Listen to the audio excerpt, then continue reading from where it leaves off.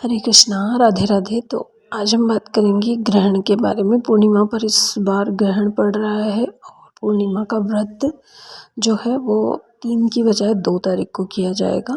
और ग्रहण है तो ग्रहण के दिन हमें किन किन चीज़ों का ध्यान रखना है, कौन से काम हमें नहीं करने हैं, कौन से काम हैं जो हमें करने हैं, इस बारे में हम आगे जानकारी प्राप्त करेंगे। तो वीडियो में बने रहिएगा और पसंद आए तो वीडियो को लाइक शेयर और सब्सक्राइब ज़रूर कीजिएगा। तो जो ग्रहण है वो पड़ रहा है 3 तारीख को, 3 मार्च 2026 के दिन। और जो ग्रहण होता है ना, उसके 9 घंटे पहले ही सूतक काल लग जाता है। तो सुबह 6 बजे से सूतक काल लग रहा है। और अगर आपको बाल गोपाल को स्नान वगैरह भोग वगैरह लगाना है ग्रहण के दिन, तो हमें 6 बजे से पहले पहले जल्दी उठ के और स्नान करके और सुबह 6 बजे से पहले लगा देना है। और अगर कोई इतना जल्दी नहीं उठ पाता है तो 2 तारीख के दिन शाम को जब आप पूजा कर लेते हो बाल गोपाल की, तो उस टाइम पे फिर जब आप उनको सुलाते हो तो उनके पास कोई ड्राई फ्रूट्स वगैरह रख देना है। और अब जल भर के रख देना है, जल ढक के रख देना है, समय तुलसी पत्र रख देना है, ताकि दूसरे दिन जब आप ग्रहण का समय चालू हो जाएगा तो उस टाइम पे हमें किसी भी विग्रह को, मंदिर को छूना नहीं होता है। मंदिर के किसी विग्रह को छूना नहीं होता है, पर्दा लग जाता है। बड़े बड़े मंदिरों में भी यही कार्य किया जाता है। और जब शाम को 6:30 बजे बाद सूतक जो ग्रहण है वो पूरा हो जाएगा, उस टाइम पे आप जो है अच्छे से गंगा जल छिड़क के और भगवान को आरती पूजा करके भोग लगा सकते हो। और ग्रहण के पहले ही, मतलब एक दिन पहले ही हमें तुलसी पत्र ज़रूर से तोड़ लेना है, क्योंकि ग्रहण के दिन हमें कोई भी फूल या पत्तियां नहीं तोड़ी जाती। तो हमें तुलसी पत्र एक दिन पहले से तोड़ के रख लेना है। और मंदिर में हमें नहीं रखना है, उसे एक साइड में रखना है, ताकि जब हम खाना बनाएंगे, सूतक काल में खाना बनाया जा सकता है।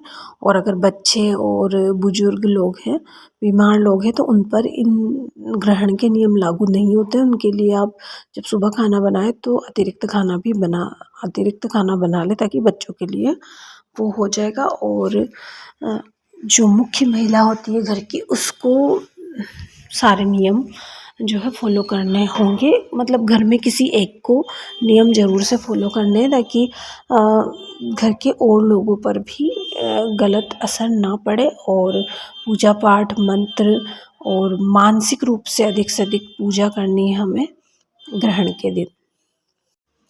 और जो हम खाना बनाएंगे उसमें हमें तुलसी पत्र डाल के रखना है। जल में हमें तुलसी पत्र डालना है, जो हमारे पीने का जल है।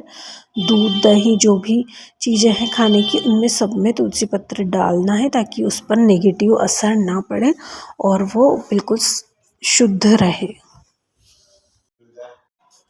सूतक से मतलब ग्रहण से पहले हमें स्नान ज़रूर से कर लेना है।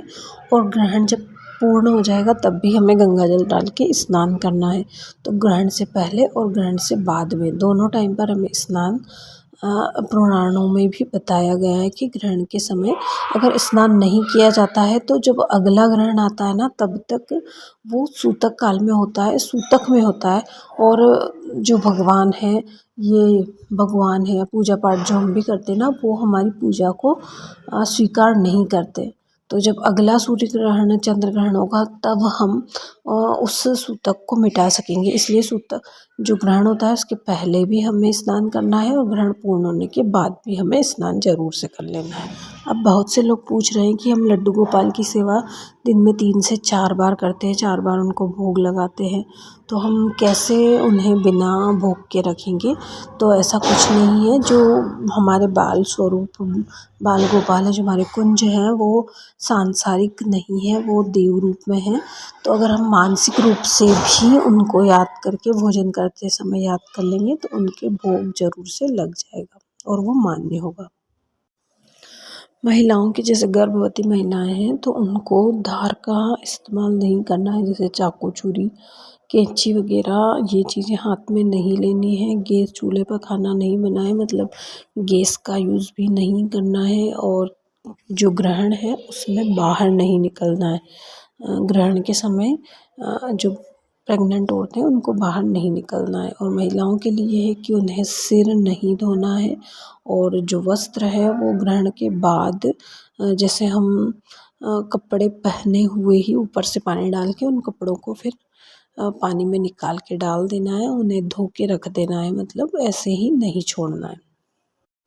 ग्रहण में पूजा पाठ तो नहीं कर सकते, लेकिन मंत्र उच्चारण, नाम जप, कोई भी आपने जो सिद्ध मंत्र लिया हुआ है या भगवान का नाम, इन चीज़ों का बड़ा ज़्यादा महत्व है। इस समय ग्रहण में नाम जप करने से आपका जो फल है वो 100 गुना 1000 गुना बढ़ जाएगा। अगर आपका जो नाम लिया हुआ है गंगा जल पास में रख के और फिर उस नाम का जप करते हैं तो वो करोड़ों गुना फल देगा।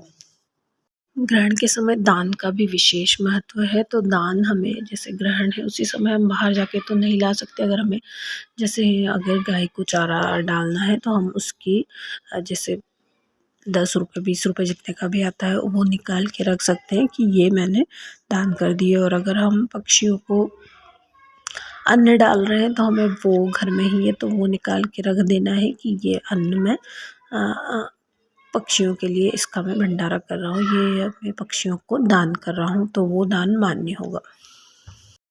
ग्रहण के समय हम जैसे ओम नमो भगवते वासुदेवाय या ओम नमः शिवाय या हरे कृष्णा कृष्णा कृष्णा हरे हरे, हरे राम राम राम हरे हरे, इस तरह के मंत्र का जाप कर सकते हैं।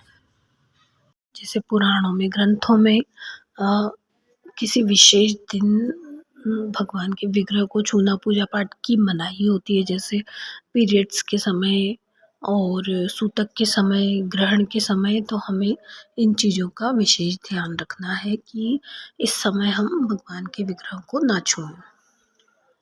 तो आई होप आपको वीडियो में दी गई जानकारी पसंद आई होगी। अगर पसंद आई हो तो वीडियो को लाइक, शेयर और सब्सक्राइब ज़रूर कीजिएगा। और अगर आपका कोई प्रश्न है तो आप कमेंट करके पूछ सकते हैं। तो मिलते हैं अगले वीडियो में, तब तक के लिए राधे राधे।